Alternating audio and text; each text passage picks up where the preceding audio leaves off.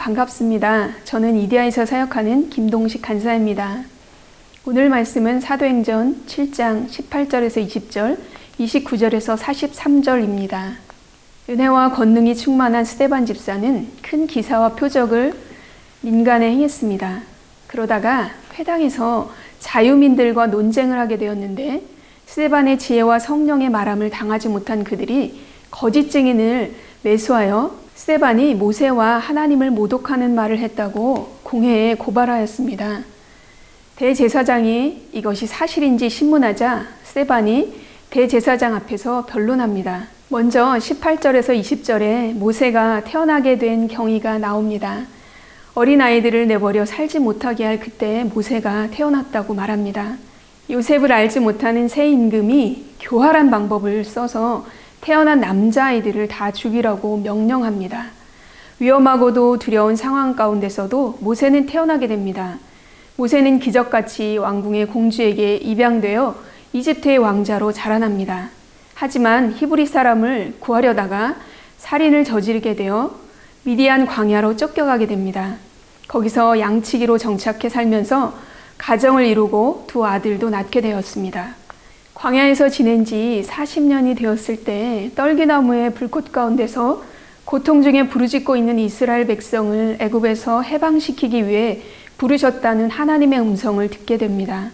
모세는 애굽으로 가서 이스라엘 백성을 애굽에서 인도해내어 홍해를 가르고 광야에서 40년간 기적을 행하는 선지자로 활약하게 됩니다.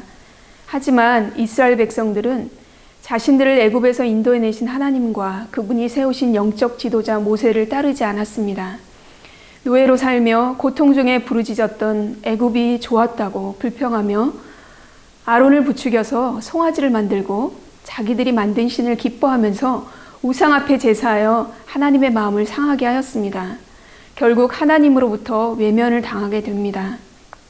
이 사건을 언급하면서 스데반은 너희들도 조상들과 마찬가지로 하나님을 거역하고 죄를 짓고 있다고 지적합니다. 오늘 말씀 속에서 하나님은 너무나 자기 백성을 사랑하시는 분이심을 알 수 있습니다. 그래서 하나님은 자기 백성의 고통을 들으시고 구원하시기 위해 계획하시고 행하시는 분이심을 볼 수 있습니다.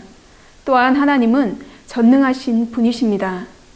그런데 전능하신 하나님은 말씀으로 이스라엘 백성을 단번에 공간 이동시키셔서 구해내실 수 있는 분이셨지만 사람을 훈련시켜서 보내십니다. 모세가 애굽에서 미디안으로 쫓겨갔을 때가 사도행전 7장 23절에 보면 40세라고 말합니다. 또한 미디안 광야에서 40년이 찼을 때라고 하니 80세에 하나님의 부르심을 받았다고 볼 수 있습니다. 요즘 나이로 보면 아무리 100세 시대라고 해도 80세는 힘을 쓸 수 없는 노인과 같은 나이라고 보여집니다. 40년 동안 궁에서 누렸던 것들과 습성을 씻어내고 분노와 혈기를 다스리고 길들여진 야생마와 같은 온유한 성품으로 다듬어지는 시간이 동일하게 40년이 걸린 것을 봅니다. 저는 30절에 40년이 참해라는 구절이 마음에 와닿습니다. 하나님은 그분의 정하신 때가 있음을 알 수 있습니다. 우리가 생각하는 때와 하나님이 생각하신 때는 같지 않습니다. 공주의 아들로 모든 것이 갖춰지고 혈기왕성할 때 사용하셨으면 좋았을 텐데 그렇게 하지 않으십니다. 모세가 40년을 광야에서 훈련받고 나서 비로소 하나님이 나타나시고 사용하심을 보게 됩니다. 나이와도 상관없이 없어 보입니다. 언제부터인가 인생은 60부터라는 말이 생겨났는데 모세는 80부터 새로운 인생이 펼쳐집니다. 하나님은 어느 때든지 그분이 하시고자 하는 때에 기한이 차면 부르시는 분이심을 알 수 있습니다. 하나님은 저와 여러분도 모세처럼 사용하실 뜻과 계획을 가지고 계실 것입니다.